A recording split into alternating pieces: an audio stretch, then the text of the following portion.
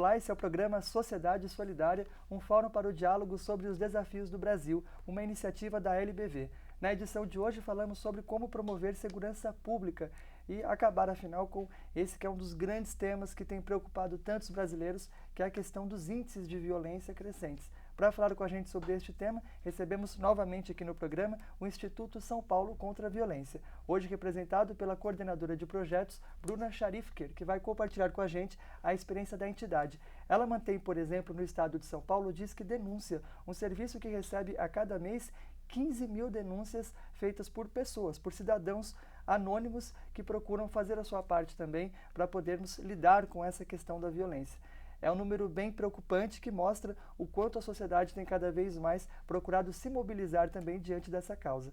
Bom, primeiramente gostaríamos de agradecer em nome da LBV por você estar aqui conosco compartilhando a experiência da entidade nesse tema tão importante. Seja muito bem-vinda. Obrigada. Nós é que agradecemos a oportunidade de estar aqui de novo e parabenizar a emissora e o programa, né, por abordar esse tema que justamente, como você já enfatizou, é tão importante e tão caro a todos os brasileiros, né, mas que infelizmente ainda precisa de outras iniciativas como essa.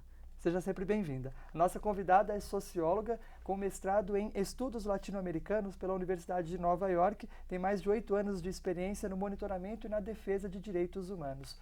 Bom, para começar o nosso bate-papo, eu gostaria que você trouxesse, então, pensando na realidade brasileira, até pelos dados que temos hoje, pelos levantamentos realizados pelo próprio Instituto, como que a gente pode resumir esse quadro da questão da segurança pública no Brasil? Quais são nossos principais desafios e avanços também?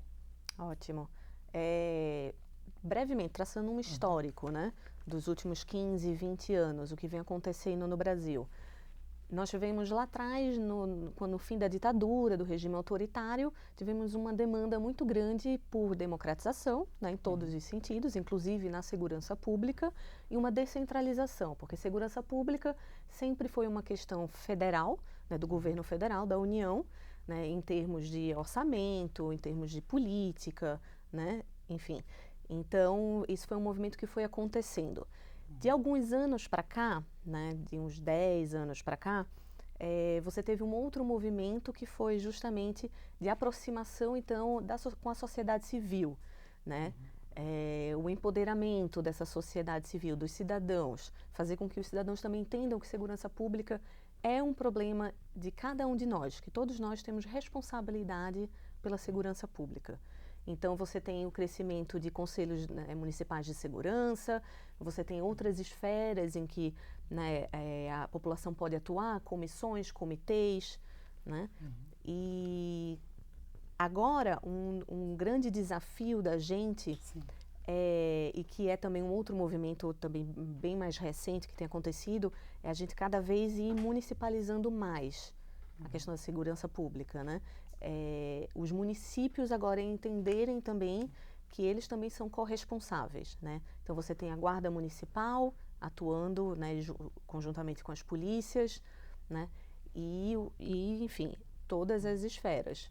Quais são os benefícios de você ter essa questão da segurança pública cada vez mais trazida para a responsabilidade dos gestores públicos, como prefeitos, vereadores, por exemplo, que estão mais perto aí da população? Por que isso? A primeira razão, né, mais importante é porque o que a gente costuma dizer, que nós moramos no município, não no estado, né? Então, cada local, cada bairro, cada cidade é que sabe quais são os seus problemas e daí o que você pode fazer, quais são as ações que são necessárias para combater. Né? Só você, cada um que está em casa é que sabe no dia a dia, né, onde você percorre, onde você vai, né, o que você enfrenta, o que você vê, o que você fica sabendo. Né? Então, essa é a importância de você realmente focalizar. Dentro dessa tendência, então, de tornar cada vez mais esse trabalho de segurança pública próximo das pessoas, próximo das comunidades, como vocês veem, por exemplo, experiências como as iniciadas na cidade do Rio de Janeiro, com as comunidades pacificadas e que hoje têm sido replicadas também em outras cidades que enfrentam problemas semelhantes? Bom, as UPPs, por exemplo, né, ainda existe, foi uma iniciativa interessante, né, que já gerou alguns resultados, mas ainda precisa dar o passo além, né? Porque é isso, violência e criminalidade são fenômenos complexos, né? Então, a solução, né, não pode ser numa direção só, né? A solução precisa vir de todos os lados. Então, você precisa, enfim, mas são... E aí entra uma outra questão, né? Existem muitas iniciativas no mundo inteiro e no país inteiro que, às vezes, boas práticas que a gente nem toma conhecimento, né? Então, aí também é o papel da mídia. Interessante, de divulgar essas boas práticas para que elas possam ser replicadas, né? Dentro de casa, por exemplo, do Instituto, nós temos um representante que iniciou um movimento aqui em São Paulo chamado Butantã Urgente, que é justamente isso, de mobilização de um bairro para melhorar a segurança pública, né? E é isso, poucas pessoas provavelmente conheceram, sabem dessa experiência, então isso é um papel fundamental da mídia. Bom, então pegando essa experiência, por exemplo, do Butantã, que é um bairro da zona oeste da cidade de São Paulo, o que lá nós temos de inovador que poderia, de repente, ser aplicado também em outras cidades como uma forma de se promover mais segurança para a população? Eu acho que a primeira questão, assim, é justamente sensibilizar e fazer com que as pessoas entendam que elas sim podem fazer alguma coisa. E como é que funciona, uma vez que elas estão sensibilizadas? Exato. Aí vamos para os passos, né? Isso para os planejamentos. Aí eu vou te contar o que foi a experiência do Butantã, né?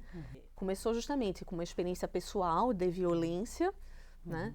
E aí começou uma articulação para justamente fazer o que a gente chama de diagnóstico, né? Ou seja, vamos mapear o que está acontecendo aqui, quais são os principais problemas aqui na rua, nas duas ruas, na quadra, no bairro, né? E aí, a partir do momento que você começa a fazer isso, você já começa a articular com as pessoas, você começa a conversar com os vizinhos, você começa a entender, você começa a mobilizar e sensibilizar mais ainda, mais pessoas. E daí você começa a incluir também, trazer também o poder público, né? Então você fala com as polícias, né? Você elabora junto com as polícias um plano de prevenção, né? Ah, então a rua precisa mais de iluminação, então você fala com a prefeitura, então vamos colocar a iluminação. E assim vai. E isso é um movimento constante, não tem fim, né?